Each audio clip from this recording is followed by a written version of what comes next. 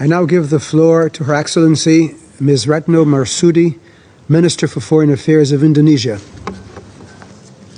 Bismillahirrahmanirrahim. Mr. President, I flew 21 hours from Jakarta to attend this meeting. I just want to remind the Council that you have a big responsibility to maintain peace and security, not to prolong war, not to back up any side, to continue war. Indonesia condemned the continuing unprecedented aggression against civilians by Israel in Gaza. We are seeing a humanitarian catastrophe. Crimes against humanity are happening as we speak. Are we going to stand idle? Attacking hospitals, religious places, blocking access to power, water, fuel, and displacing population of the Gaza Strip are being conducted as a collective punishment. At the same time, civilian hostages are being held. Their lives are in critical danger. So I come here to ask the Council, how are you going to exercise your responsibility?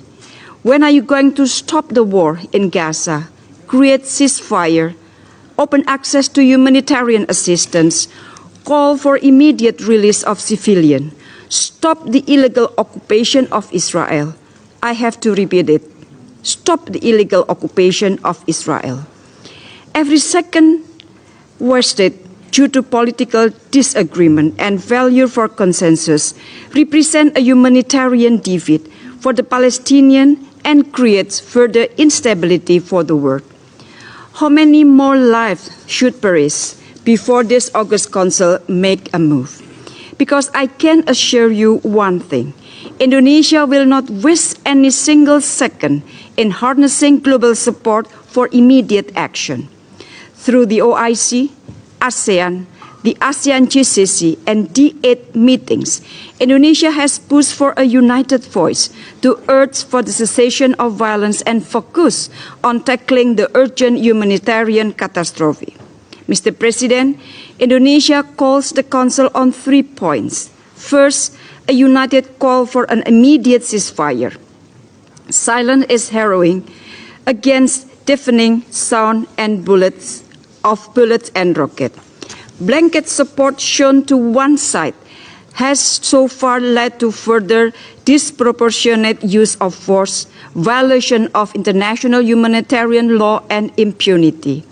It is our collective obligation to end the cycle of violence before it escalates into a regional and global calamity.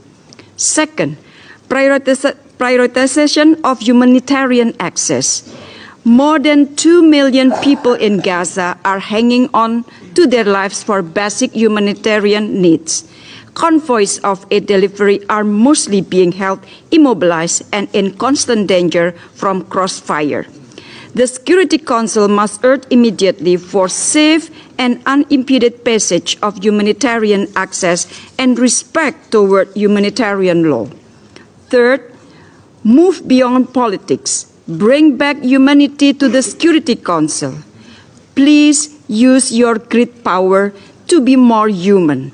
The Palestinians deserve equal rights and treatments. We are all human beings. We all deserve to have a home. We must reject the displacement of Palestinians. We must not let the 1948 tragedy reoccur. The Security Council holds great power, and with great power comes great responsibility to address the current situation in Gaza, to address the root cause and ensure a path to state solution. Indonesia stands with the people of Palestine. I thank you, Mr. President.